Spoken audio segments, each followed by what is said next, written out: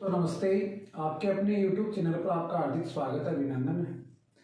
आज की क्लास में हम राजस्थान का चौथा भौतिक प्रदेश पढ़ेंगे, दक्षिणी पूर्वी पठारी प्रदेश या हाड़ौती का पठार। देखो, पिछली क्लास में हमने अरावली पर्वतीय प्रदेश, पश्चिमी उत्तरीय प्रदेश और पूर्वी मैदानी प्रदेश पढ़ चुके हैं। आज का हमारा टॉपिक चौथा भौतिक प्रदेश रहेगा। यदि वो पीछे क्लास नहीं देखें तो वो देख लें, उसके बाद ये देखें। देखो, दक्षिणी पूर्वी पठारी प्रदेश हाड़ौती के पठार से क्या क्या विशेषताएं हमें प्राप्ति होती है। सबसे पहले देखें तो ये भाग है वो किससे निर्मित है, किसका अवशेष है। तो हम पहले भी पढ़ चुके हैं, ये गोंडवाना लैंड का अवशेष है। प्राचीन समय में जो गोंडवाना लैंड और तैतीस सागर के अवशेष हमने पढ़े थे।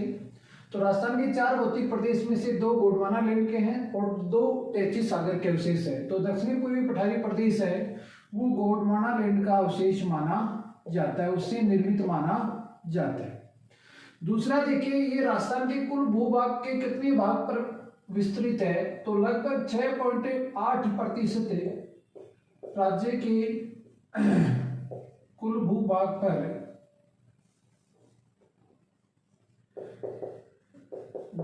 पर विस्तृत है। यदि हम यहाँ जनसंख्या देखें, ये तो क्षेत्रफल आ गया।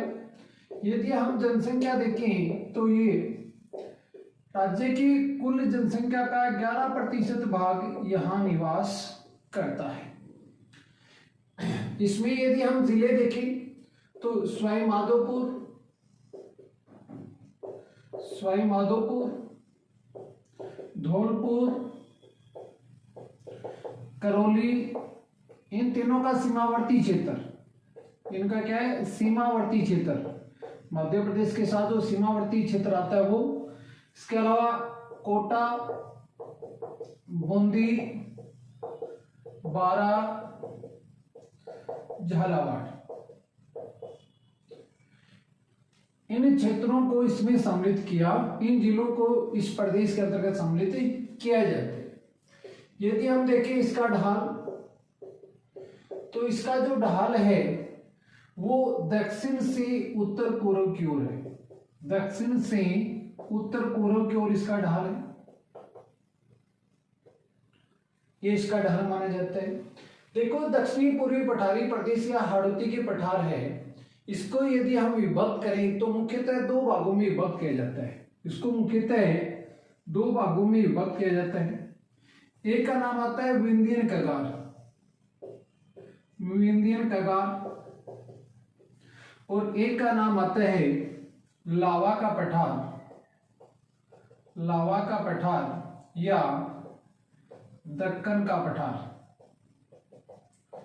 लावा का पठार या दक्कन का पठार। विंध्यन कगार की बात करें तो इसका निर्माण किससे हुआ है? इसका निर्माण हुआ है बलुआ पत्थर से। इसका निर्माण किससे हुआ है? बलुआ पत्थर से निर्मित है। और लावा का पठार है ये ज्वालामुखी से निकलने वाली लावा से निर्मित है। ज्वालामुखी से निकलने वाले लावा या मैग्मा से निर्मित है। इसलिए यहां जो मिट्टी पाई जाती है वो काली मिट्टी पाई जाती है, और काली मिट्टी है वो कपास के लिए उपयुक्त होती है, इसलिए इसे कपासी मिट्टी भी कहते हैं। कपासी मिट्टी के नाम से भी जाना जाता है। यदि इस पूरे प्रदेश की बात करें, यहाँ कृषि देखें, कृषि कौन सी की जाती है? तो यहाँ मुख्यतः कपास व सोयाबीन, कपास और सोयाबीन की खेती प्रमुखतः की जाती है। यह मुख्यतः कृषि आती है। विंध्यन कगार है, इसका विस्तार कहाँ पाया जाता है? इसका विस्तार धौलपुर, करौली, सवाई माधोपुर, इनका जो सीमावर्ती क्षेत्र है वहां विंध्यन कगार का विस्तार पाया जाता है। लावा का पठार, इसका विस्तार मुख्यतः कोटा, बूंदी, झालावाड़, इन जिलों में इसका विस्तार पाया जाता है। अब देखो, इसके यदि उपभाग देखें, दक्षिण पूर्वी पठारी प्रदेश या हाड़ौती के पठार के उपभाग देखें तो हमें कौन कौन से प्राप्त होते हैं, इतने को नोट कर लीजिए, स्क्रीनशॉट ले लीजिए और नोट्स के रूप में तैयार कर लें। इसके बाद इसके उपभाग देखें तो उपभाग हमें कौन से प्राप्त होते हैं।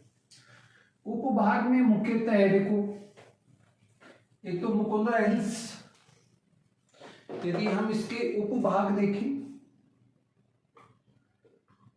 तो कौन कौन से उपभाग हमें प्राप्त होते हैं।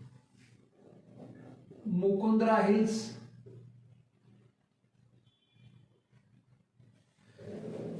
शाहबाद उच्च भूमि,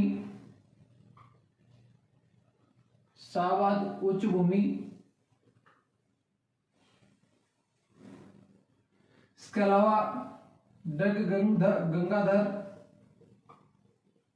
उच्च भूमि,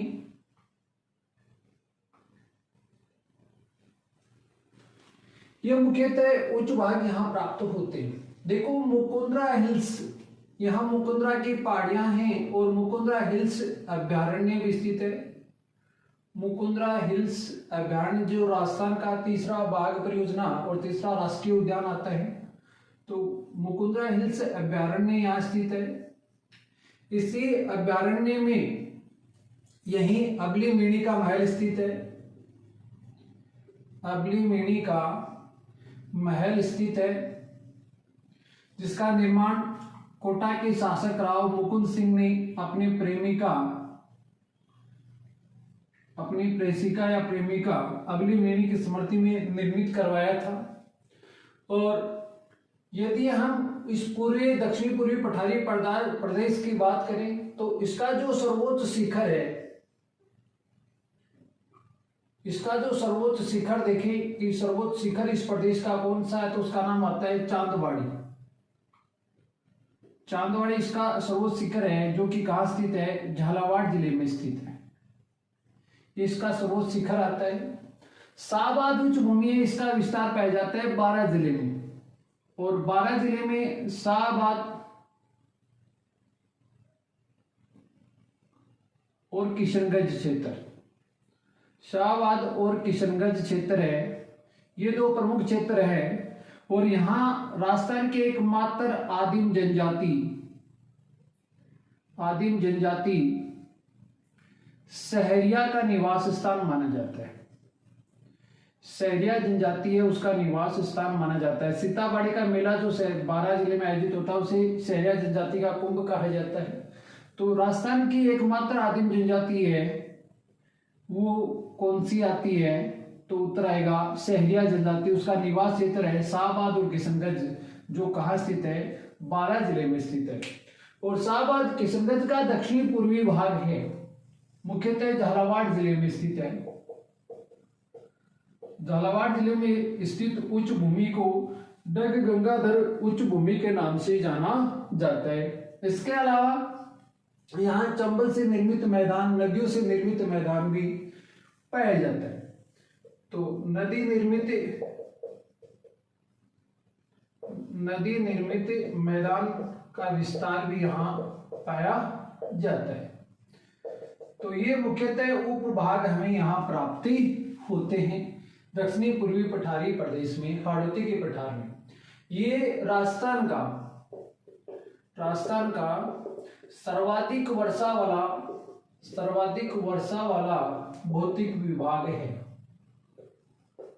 राजस्थान का सर्वाधिक वर्षा वाला भौतिक विभाग है।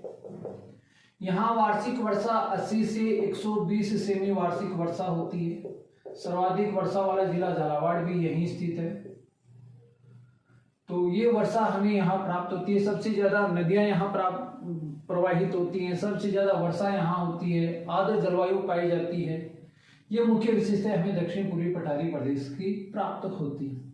यदि वीडियो पसंद आए तो लाइक करें, शेयर करें, चैनल को सब्सक्राइब करें। धन्यवाद।